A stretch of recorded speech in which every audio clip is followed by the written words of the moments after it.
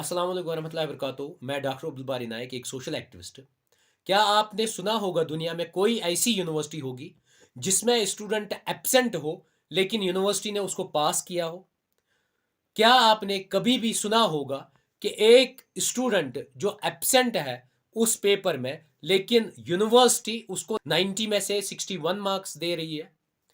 क्या आपने किसी भी यूनिवर्सिटी का सुना होगा कि वहां के कंट्रोलर एक चपड़ा के अंडर में काम करते हैं? ये कहीं भी नहीं सुना होगा। और उस कंट्रोलर की औकात एक चपरासी से बदतर है, और जो चपरासी है वो कंट्रोलर से बढ़कर है किसी यूनिवर्सिटी में। ये सब आपने नहीं सुना होगा, लेकिन आज आपको मैं विद प्रूफ एविडेंस दे दूंगा कि कश्मीर यूनिवर्सिटी ने हमारे स्टूडेंट्स के साथ किया क्या, और जो बच्चे एब्सेंट है उनको कैसे पास किया, और जो प्रेजेंट है उनको एब्सेंट कैसे दिखा रहा है। और तीसरी चीज ये कि बच्चे 3-3 4-4 बार जाते हैं यूनिवर्सिटी अपना जेरोक्स लेने के लिए, और वहां एक क्लर्क छोटी सी पोस्ट पे डराता है, धमकाता है कंट्रोलर को कि मैं इन स्टूडेंट्स को जेरोक्स नहीं दूंगा, और कंट्रोलर झाड़ सुन के खामोशी से चुपचाप करके बैठे हैं। सेमेस्टर, चाहे वो 5th सेमेस्टर हो, 3rd सेमेस्टर में कम से कम 80% स्टूडेंट्स हमारे फेल हुए। अब मैंने जानने की कोशिश की, मैंने आरटीआई हायर एजुकेशन डिपार्टमेंट को किया, मैंने आरटीआई कश्मीर यूनिवर्सिटी को किया, मैंने बहुत सारे कॉलेजेस को आरटीआई की। हायर एजुकेशन को जो मैंने आरटीआई डाली उनसे मैंने सीधे पूछा इतने बच्चे फेल क्यों हुए, इसका रीज़न क्या है? तो उन्होंने गोल मोल में जवाब दे दिया, हम वाई और हाउ और दिस का जवाब नहीं दे सकते आपको। उसके बाद जब मैंने यूनिवर्सिटी से पूछा तो उन्होंने भी जवाब देने से इनकार किया। अब आ गई बारी कॉलेज की। मैंने कॉलेज से पूछा कि ये स्टूडेंट्स, आपने इनका जो रिजल्ट है, क्या वो ये स्टूडेंट्स आपके एग्जाम में बैठे थे या नहीं? तो बहुत सारे कॉलेजेस ने सीधे मुझे अटेंडेंस शीट स्टूडेंट्स की दी, जहां पर वो दिखा रहे हैं कि ये यहां पर बैठे ही नहीं थे, ये एग्जाम में प्रेजेंट नहीं थे। लेकिन कश्मीर यूनिवर्सिटी की वेबसाइट पे जाइए, फिर जब इंसर्ट करेंगे उनका रोल नंबर, वहां वो पास हुए हैं। फिर जब मैंने आरटीआई कॉलेज को किया, कॉलेज ने मुझे डायरेक्टली इंफॉर्मेशन दी कि ये स्टूडेंट कंप्लीटली एब्सेंट था। फिर जब मैंने उनसे पूछा कि सिकिल सब्जेक्ट जो इसने पास दिखा रहा है, तो आपने कितने मार्क्स उसमें दिए, या अगर उसने कॉपी लिखी हुई है उस कॉपी की जेरोक्स मुझे दे दीजिए, या जितने मार्क्स आए हैं वो ड्यूली अटेस्ट होने चाहिए प्रिंसिपल के थ्रू। तो कॉलेज मुझे सीधे लिख रहा है कि इस बच्ची ने एग्जाम दिया ही नहीं। अब मेरा क्वेश्चन है यूनिवर्सिटी से कि आप लोगों ने उससे 20,000 लिए, 30,000 लिए, कितने में मंडोली हुई जो उसने आपने उस कैंडिडेट को पास किया? और जो कैंडिडेट प्रेजेंट है उनके को आपकी यूनिवर्सिटी की वेबसाइट पे एब्सेंट क्यों दिखा रहा है? आप लोगों ने इतने बच्चों का कैरियर बर्बाद क्यों किया? आपसे मेरा क्वेश्चन है। अब मैंने आरटीआई डाली गांधी मेमोरियल कॉलेज श्रीनगर को।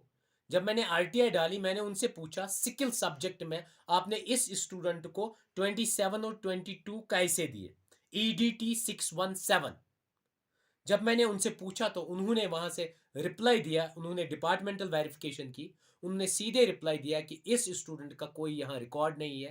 अब मैंने गांधी मेमोरियल कॉलेज शमसवारी फ़तेह कदल श्रीनगर को जब आरटीआई की है, मैंने उससे उनसे दो क्वेश्चंस पूछे। एक कि मुझे प्रोवाइड कर लीजिए attendance sheet with examination role number dash dash dash, और उसके बाद कि ये कैंडिडेट प्रेजेंट थी एजुकेशनल टेक्नोलॉजी स्किल में या नहीं, और अगर ये प्रेजेंट थी तो मुझे इसकी ज़ेरॉक्स कॉपी आंसर शीट की दे दीजिए, और मार्क्स दे दीजिए आप लोगों ने कितने भेजे हैं यूनिवर्सिटी को, ड्यूली साइंड बाय प्रिंसिपल।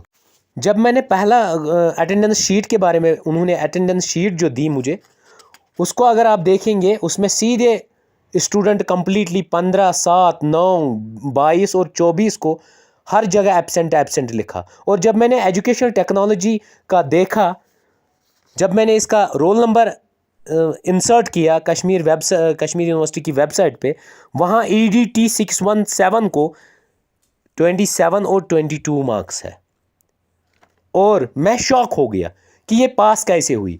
और जब मैंने हेड ऑफ डिपार्टमेंट से पता किया तो हेड ऑफ डिपार्टमेंट रिपोर्ट क्या देती है, as per the records available with the department the candidate bearing roll number dash dash dash has not appeared in the examination of this said paper.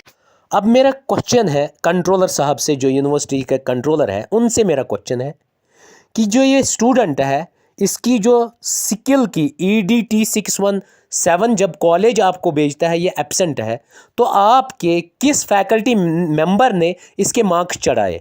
आप मुझे ये बता दीजिए, आपने 20,000 लिया, इससे 30,000 लिया, तो ये पास हुई कैसे? जब कॉलेज एब्सेंट भेजता है तो आपने किस जुगाड़ से इसको पास किया, आप मुझे ये बता दीजिए। और ये 80% जो फेल आपने 6 semester, 5th semester, 3rd semester में किए, वो कैसे फेल किए? आप क्या पैसा कमाना चाहते थे इन लोगों के ज़रिए? क्योंकि फेल करके फिर आप क्या क्लर्किकल स्टाफ जो भी कश्मीर यूनिवर्सिटी में है वो डिमांड करेगा 20,000, 10,000, 5,000, 6,000 पास होने के लिए, और आप पैसे कमाएंगे।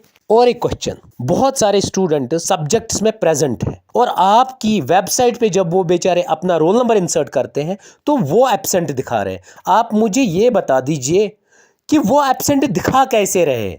आपके इतने बड़े लूप होल्स है क्यों? आप तो A++ मिलता है आपको ग्रेड, जब भी नैक होता है तो वो A++ आपको किस हैसियत से मिलता है? आप ही मुझे बता दीजिए। आपने तो 80% बच्चों का कैरियर बर्बाद किया, तो आपको वो A++ कैसे मिल रहा है? और अगर जो बच्चा स्टूडेंट एब्सेंट है उसको आप 20,000 लेते हैं, 30,000 लेते हैं, कितना पैसा, कितनी मंडोली में आप उसके क्लर्क्स जो आपके पास है वो उसको पास कराते हैं? आप ये बता दीजिए। किसी भी डिग्री कॉलेज की बात उठा लीजिए, बहुत सारे स्टूडेंट्स जिनके अटेंडेंस शीट पे प्रेजेंट दिखा रहा है लेकिन कश्मीर यूनिवर्सिटी उनको सीधे एब्सेंट कर रही है। वैसे ही बात करेंगे मागम कॉलेज की, एक स्टूडेंट का इवॉल्वेशन स्टेटस 6 सेमेस्टर का ज्योग्राफी में 90 मार्क्स में से 61 उसको मिले, जबकि उसने सीधे अटेंडेंस शीट में एब्सेंट है, तो वो 61 उसको मिले कैसे? जब अब फाइनल रिजल्ट आता है वो इंग्लिश में प्रेजेंट होती है स्टूडेंट, लेकिन वो दिखा रहा है कि पूरी एब्सेंट है। क्या ये लूप होल नहीं है? उसके बाद रिसेंटली वत्रुसु साउथ कश्मीर से स्टूडेंट जाते हैं अपना जेरोक्स सेकंड सेमेस्टर का लेने के लिए। जब कश्मीर यूनिवर्सिटी पहुंचते हैं तो वहां जाहिद साहब कोई है क्लर्क, वो उससे पहले वो 2 बार उनको कहते हैं 5 दिन बाद, 6 दिन बाद, 2 चक्कर लगाते हैं वो। अब तीसरे चक्कर पे वो सीधे कह रहे हैं कि आप हमें जेरोक्स दे दीजिए। वो कहता है कि अभी नहीं, अभी 15 दिन के बाद आ जाइए। तो मैं सीधे उसको कहता हूं कि कंट्रोलर साहब के पास जाइए। जब वो स्टूडेंट कंट्रोलर साहब के पास जाता है, कंट्रोलर उनको कहते हैं कि जाहिद साहब को बुलाओ। जब जाहिद साहब आते हैं, जाहिद साहब उसको कहता है कि मैंने इसको 2 बार बुलाया यहां, अब मैं इसको और तीसरी बार बुलाऊंगा और तब भी नहीं दूंगा मैं इसको जेरोक्स, फिर चौथी बार बुलाऊंगा। अगर आपकी हिम्मत है आप करिए क्या करना है कंट्रोलर साहब। मीनस कंट्रोलर की जो औकात है वो क्लर्क वहां का जाहिद साहब डिक्टेट कर रहा है और कहता है ये मुझे धमकाता है ये स्टूडेंट। उसने धमकी ये दी, उसको मैंने सीधे कहा कि जब आप 2 बार गए, जब नहीं दिया तो तीसरी बार उसको कहो, फिर मैं कोर्ट में केस फाइल करूंगा, मैं कोर्ट के जरिए ले लूंगा अपना जेरोक्स, अपना हक। तो वो उस पे कहता है कि कंट्रोलर साहब मैं इसको तीसरी बार भी जेरोक्स नहीं दूंगा, और वो स्टूडेंट वापस चला आता है। ये एक स्टूडेंट की बात नहीं है, ये हजारों स्टूडेंट की बात है, चाहे वो नॉर्थ कुपवारा कॉलेज से आते हो, चाहे वो साउथ के किसी भी कॉलेज से आते हो, और अपना हक मांगने के लिए, क्योंकि उन्होंने उसके लिए 150 रुपये पे किया है और वो मांग रहे हैं कश्मीर यूनिवर्सिटी से। लेकिन कश्मीर यूनिवर्सिटी के क्लर्कल स्टाफ उनको या तो कहते हैं कि हमें रिश्वत दे दो 2,000 3,000 तब जाके हम देंगे, या उनको वापस कर रहे हैं, फिर दूसरे टर्न पे भी वापस, तीसरे टर्न पे भी। वो कितना चक्कर एक जेरोक्स के लिए काटे, आप ही मुझे बता दीजिए।